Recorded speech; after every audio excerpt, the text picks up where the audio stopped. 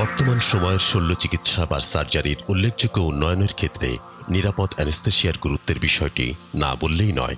সুমেরীয় ব্যাবিলনীয় সভ্যতা থেকে শুরু করে গ্রিক, রোমান বা মধ্যযুগের আরব সভ্যতার বিভিন্ন সময় মানুষ নানা উপায়ে ব্যথা থেকে উপশম পাওয়ার চেষ্টা করেছে, তবে সেগুলো মোটেও কোনো নিরাপদ ব্যবস্থা ছিল না। 1864 সালে আমেরিকার এক দন্ত চিকিৎসক উইলিয়াম মর্টন ইথার প্রয়োগের মাধ্যমে আধুনিক অ্যানেস্থেসিয়ার যে সূচনা করেছিলেন, সেখান থেকে ক্রমাগত উন্নত হয়ে আজ এই ব্যবস্থা চিকিৎসা বিজ্ঞানের একটি অতি গুরুত্বপূর্ণ শাখায় পরিণত হয়েছে। এমনকি আজকাল intensive care management, pain management এবং প্যালিয়েটিভ কেয়ারেও অ্যানেস্থেসিয়া বিষয়টি গুরুত্বপূর্ণ হয়ে উঠেছে। রোগীকে অজ্ঞান করাই কিন্তু অ্যানেস্থেসিয়ার একমাত্র উদ্দেশ্য নয়। রোগীকে অপারেশনের উপযোগী করে তুলতে আরও যেসব ব্যবস্থা নিতে হয় তার মধ্যে আছে অ্যানালজেসিয়া বা ব্যথার অনুভূতিকে নাশ করা, অ্যামনেসিয়া বা স্মৃতিশক্তিকে সাময়িকভাবে অকার্যকর করে রাখা, ইমোবিলিটি বা রোগীর যে কোনো ধরনের নড়াচড়া বন্ধ রাখা এবং শরীরের মাংসপেশিগুলোকে শিথিল করে রাখা।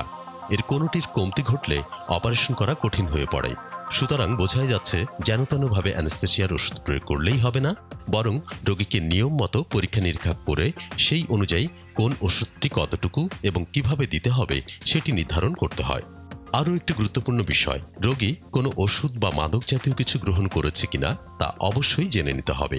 রোগীর শ্বাস প্রশ্বাসের পথে কোথাও কোনো বাধা আছে কিনা, অথবা রক্তনালী এবং হৃদযন্ত্রের কোনো সমস্যা, এমনকি বাঁধানো দাঁত আছে কিনা বা ঘাড় যথেষ্ট নমনীয় কিনা, এই সমস্ত বিষয় সম্পর্কেও অ্যানেস্থেটিস্টকে নিশ্চিত হতে হয়। রক্তনালী বা শ্বাসনালী এই দুইয়ের যে কোনো এক বা একাধিক পথেই অ্যানেস্থেসিয়ার ওষুধ প্রয়োগ করা যায়। রক্তনালীর মাধ্যমে অ্যানেস্থেসিয়ার দেয়ায় যে বিশেষ সুবিধা পাওয়া যায় তা হলো এই পথে খুব দ্রুত ইন্ডাকশন বা অ্যানেস্থেসিয়া শুরু করা যায় এবং এই পদ্ধতিতে ইন্ডাকশন পরবর্তী সমস্যাও অনেক কম হয়। তবে রক্তনালীর মাধ্যমে অ্যানেস্থেসিয়া 5 থেকে 10 মিনিটের বেশি স্থায়ী থাকে না। তাই দীর্ঘ সময়কালীন অপারেশনের ক্ষেত্রে শ্বাসনালীর মাধ্যমে নাইট্রাস অক্সাইড বা ওই জাতীয় অন্য কোনো গ্যাস প্রয়োগ করে অ্যানেস্থেসিয়ার স্থায়িত্ব বাড়ানো হয়। আবার এমন কিছু ওষুধ আছে যা প্রথমেই রোগীর উপর প্রয়োগ করলে অপেক্ষাকৃত কম অ্যানেস্থেটিক ড্রাগ দিয়েও রোগীকে অজ্ঞান করা যায়।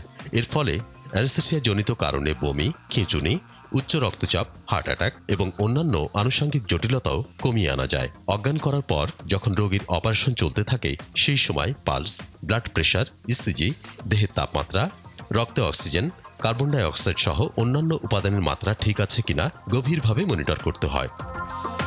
অপারেশন শেষ হওয়ার পর রোগীর সঠিকভাবে জ্ঞান ফেরানোর বিষয়টিও খুবই গুরুত্বপূর্ণ। এই পর্যায়ে অনেক সময় রোগীর সাময়িক স্নায়ুবৈকল্যজনিত কিছু সমস্যা, যেমন উত্তেজনা, কাঁপুনি, সাময়িকভাবে কথা বলতে না পারা সহ রক্তচাপ বৃদ্ধি এবং পালসের গতি বৃদ্ধির মতো ঘটনা ঘটতে পারে।